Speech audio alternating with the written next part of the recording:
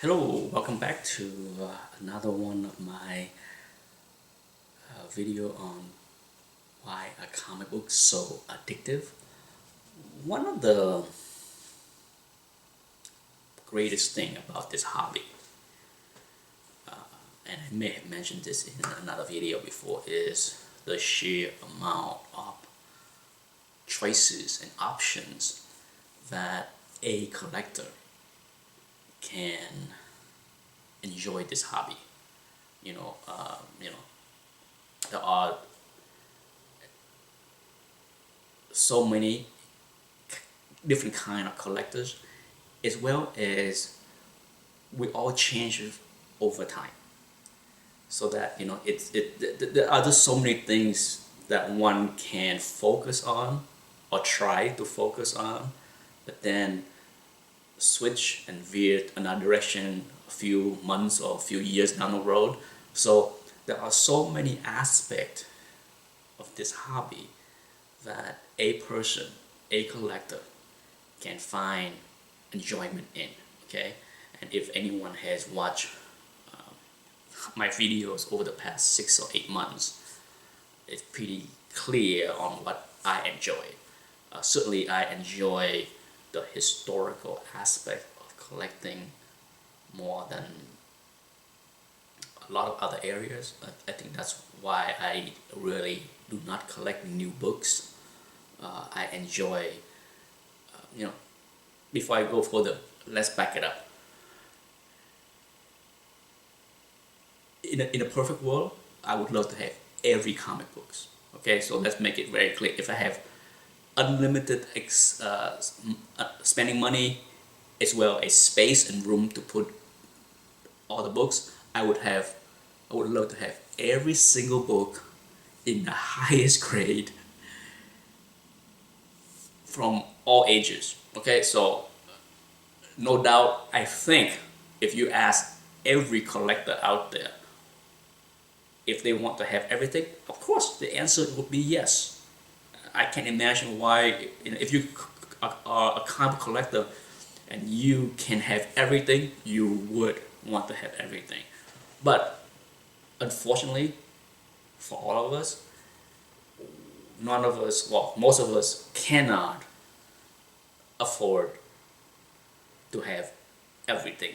So, to make it easier to enjoy the hobby, to make it fun, at least for me, and to make it less stressful, it's easier for me to just focus on some aspect of the hobby. Since I enjoy the historical aspect of the hobby, I tend to collect older books. I tend to spend more time researching, reading up on the older creators, writers, artists. As you can see in most of my videos, I do spend a lot of time talking about non-modern stuff. And that really has been with me for quite some time. I only recently, I would say in the past 4 years, focused more on the historical aspect of collecting. Prior to that, I was still buying a lot of books of all ages. But I think since 2009, late 2009, early 2010, when I decided to cut down my collection and focus my my collecting trend and what I'm buying, I decided to focus more on the historical aspect. Now, I have always been fascinated with history of all kinds. I'm surprised that I focus more on the historical aspect just recently with comic books. But for years, if not decade now, I have always been a big fan of all histories. I am a pretty big readers on history, whether it's the Vikings, the Roman Empire, the Vietnam War, Korean Wars, World War II, the Civil War, as well as watching all the documentaries and, you know, on TV or online. I have always been a big fan of history. So it certainly surprised me, I say maybe 4 years ago, when I start to get excited about learning more about the history of comic books, or history of the writers or authors, or how they transform over time, things like that. So I'm kind of surprised I didn't think about that earlier.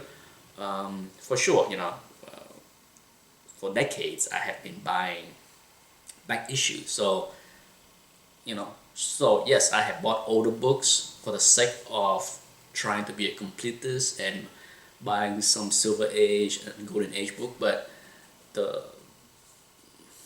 historical aspect of collecting didn't really enter into my mindset until recently, in the last couple of years, and I enjoyed that very much.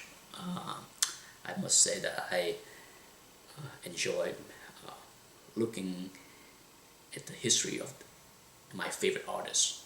As you can see on some of my videos, I have done a lot of series on some of the great, like Steranko, Neil Adams, even the newer one like John Byrne. But it is absolutely fun and fascinating for me to see the transformation of these guys over time. And and that's just my way of collecting. I constantly have discussion and communication with other collectors that ask me on what I'm collecting and why and how and all that stuff. And ultimately, I told everyone the same answer. You have to collect on what makes you happy in the long run. For sure, never collect to impress other people. Okay, if you buy something, buy it because you want it, you love it, and you need it. Don't buy it to impress somebody else. Like, hey, I have this. Sure, so you have it, but hopefully you like it more than just for the fact that you have it. Okay, owning something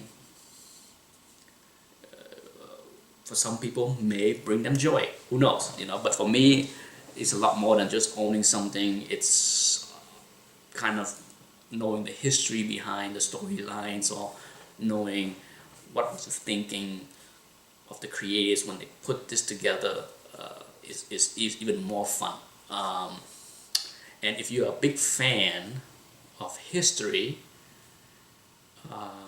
then some of you may have seen this book before in other videos, and recently I saw it on Why Not Art channel. On one of his videos, Tony, he mentioned that he got the book, and coincidentally I have this book here too.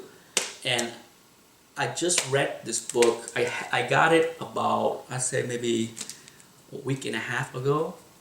Okay, today is 9/12, so by the time this video is posted, it might be a few days after 9/12, but it's September 12th. I just finished this book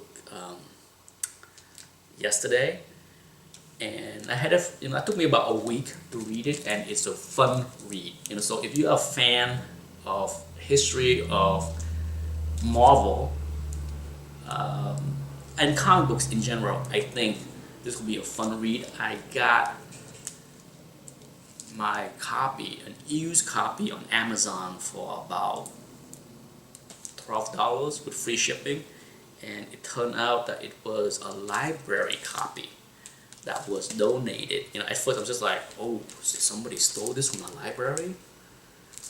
But then I saw the little sticker here that said that Thank you. This withdrawn library item was sold to benefit the library. And it's and it keep tell you, you know, this purchase provide funding for the places. So I was happy that it was not a book that was stolen from the library. I think this book came out in 2012. I'm pretty sure that there are no, I don't know what you call it, the soft cover instead of the hard cover. But you know, for $12, it was a fun read, and I think Tony's gonna do a book review also. I try not to spoil his video, but I can tell you that it is a lot of fun, and it gives you a great insight into the history of what happened with Marvel from the start until recently. And as I mentioned with Tony video, in one of my comment was, many of the things that's in here I already knew, but I learned a few new things, which was great. But at the same time, when you read this, keep in mind that as with anything that, you know, we read in these kind of books, it's not gospel, okay? It's not the absolute truth or facts. You know, we're talking about recollection from many people. For sure, you know, one of the first thing that on the very first few pages, it mentioned how a golf game between Martin Goodman and Jack Leibowitz, the publisher of DC Comic. Leibowitz told Goodman that DC had thrown together some of its popular characters to create a supergroup called the Justice League. Okay, now if you don't know who Martin Goodman is, he's the big boss at Marvel at the time, and according to this book, you know, he went back and tell Stan Lee to create a team, and that's the beginning of the Fantastic Four. But I also have read recently that that whole story about the golf game and the exchange between Leibowitz and Goodman are made up story. No such thing happened. So you know, like I said, it's certainly a fun read, but you know, I try not to put everything I read in here as facts, so that, you know, I'm not going to go and dispute people like, oh no, that's not what happened. According to this book, this is what happened. But it's a lot of fun. You know, I think you will enjoy reading this book. If you haven't, like I said, it's fairly inexpensive. I find it neat that in the 70s, you know, a lot of your creators were dropping assets to get inspiration to write and drew some of the books. So if you read some of the books in the 70s and the storyline was all kooky and wacky, they were dropping acids and eating mushrooms. But you know, it's neat. It's like I said, I can't recommend enough if you enjoy history to pick up this book and give a good read. Okay. Anyhow, thanks for watching, and until next time.